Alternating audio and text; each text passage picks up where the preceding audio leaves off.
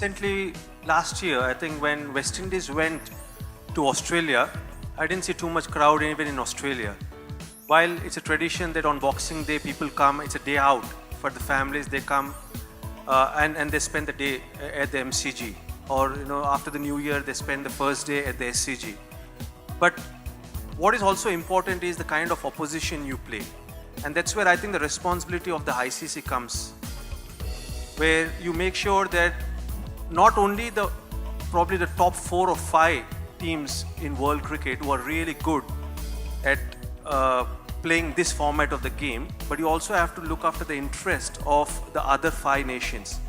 And it was so disappointing when you see the standard of a West Indies team, you see a standard of, say, a Zimbabwe team, because you want the competition to be fierce, and that's when you get the crowds to watch not only on the ground but also on television or various platforms. So it's also important to make sure that the infrastructure they have in those respective countries is really good for longer format of the game, whether the players are looked after playing the longer format of the game. I can tell by experience that I captained the India A side to West Indies in 2003. Gautam was part of that tour.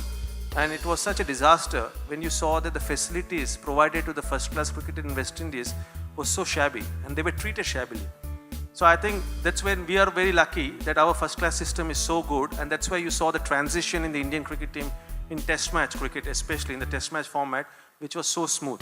So when India plays against West Indies, irrespective of whether you're going to play in a small town or in the big cities, the following won't be there, whether at the ground or on television. So I think it's very important to make sure that the quality of the cricketers who play the longer version of the game is looked after by the ICC, and there has to be some kind of a standardization as far as the quality is concerned.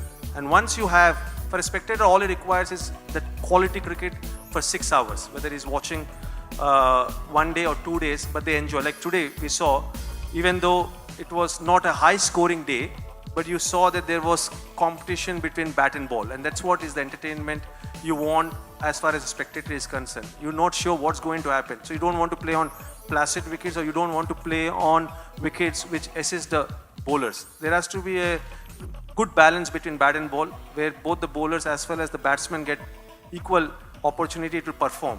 But looking after the teams who are probably the number 7, number 8, number 9, not really from the ranking, but making sure that test match cricket is given importance in those countries will be very, very crucial.